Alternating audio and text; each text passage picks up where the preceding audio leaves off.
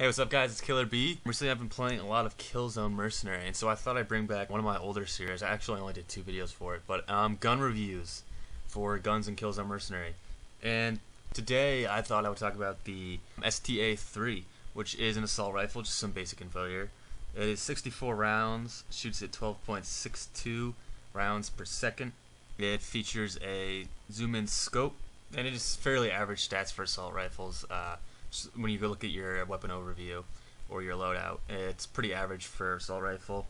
And I sort of thought it would be an easy gun to adapt to, but as I started playing with it, it really was just hard to get into. I mean, the gun really is, I guess maybe bulky might be the right word. It is just big. There's this massive scope on it, so whenever you're running with it, it takes up probably about half your screen. Just in this shot right here, you can see that my scope and gun just take up half my screen. I can't see half my screen. And that was really frustrating when I was playing with it, because it sort of meant I can only see people who are to the left or above me. I can't look to my right. I can't really, do anything about that area. So as I was coming around corners, I found that I would just often take that extra second to sort of look, see if anybody's there. And that's sort of make or break it sometimes in games. You can either die or you can blow somebody away in that second. And that's one thing that really stuck out to me about this gun. It's just bulky, not really utilitarian. It's just sort of awkward to deal with. Another thing about the STA 3 is that it's very important when you use a gun how quickly you can get into your zoom when you scope, how quickly you can bring the rifle up.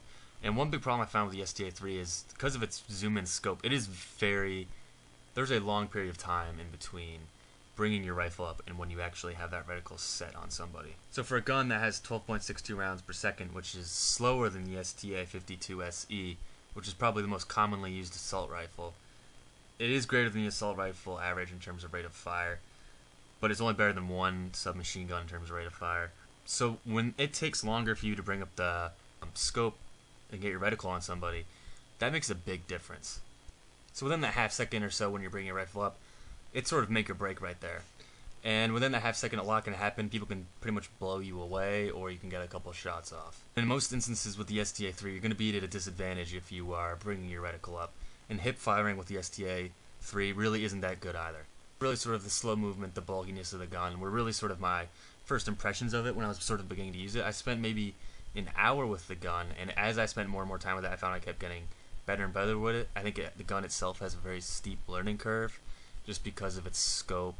It's big, it's awkward, and so sort of all of these things give it a very steep learning curve, as I said. But I found as I spent more and more time with it that I kept getting better and better and better. Scope really wasn't as much of a problem the more time I spent with it. I still found that if I went up against an STA 52 SE, and in case you know which gun that is the gun which is silenced. It's an assault rifle. It's probably the most commonly used gun, as I said earlier. And I've kept finding that I was pretty much being blown away. And this gun does not have large caliber bullets, I'm assuming, since it does not do that much damage. So as someone who uses the STA 52 SE pretty much all the time, it was very hard for me to sort of understand why my bullets would not kill people in 5 or 6 shots. I usually had to put at least 10 to 15 bullets in somebody, or hit them that many times in order for them to fall down. And going up against someone with an STA 52 SE, they could drop me in a much shorter amount of time. The fact that the STA 52 SE is only slightly faster in terms of rate of fire than the STA 3, it does a lot more damage. And this really made the STA 3 just completely ineffective against other assault rifles. And that kind of points to other issues with the STA 3. I found there was really no good maps to apply this gun. I think maybe it would be good in a skyline map or an inlet map. You need long range with this gun, and you need more time with the STA 3 to sort of set up your target, acquire your target than most other guns. So maps with big open spaces are probably best for the STA 3, and these might include Bloodgrot, which is mostly short quarters but it has one long stretch. Skyline, it wouldn't be bad in. I had limited success with it on Skyline, and then also Inlet, as I already mentioned, would be a great place for this gun. It's more of a gun where you want to sit back and just sort of fire rounds. It's really good at suppressing fire and sort of keeping people down. But in terms of accuracy, it is not the best. Compared to other assault rifles, the STA 3, I really found that I was not able to place the shots where I wanted to. It's more of a gun where you just simply zoom, hold down the trigger, and sort of pray you hit the target.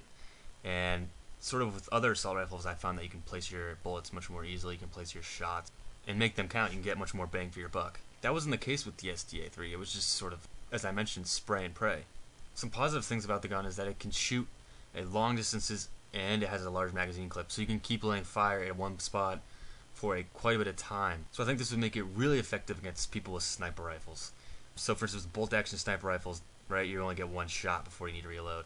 Going up against the STA-3, I just don't see how they would have any success against it. The STA-3 is very good, or would be very good against people with sniper rifles. I didn't play any such maps where I came across that, but I personally don't see why it wouldn't be. And to be honest, that's really the only positive thing I thought about the gun. It's good at long range, high rate of fire. It'd be good against lower rate of fire weapons, but it cannot compete against submachine guns or other assault rifles. And these are pretty big flaws, especially when most people use these other assault rifles. And so that's sort of my wrap up of the STA-3. If you liked the video, give me a thumbs up. Better yet, comment, or best of all, please subscribe. And also, I'm going to make a couple more of these videos. I'm probably not going to do sniper rifles, but I'm thinking about doing pistols. I think that'd be sort of interesting, seeing which pistol has the best rate of fire, accuracy, all that stuff, feel. So, yeah. Subscribe and you can get all these videos. I will get them out shortly.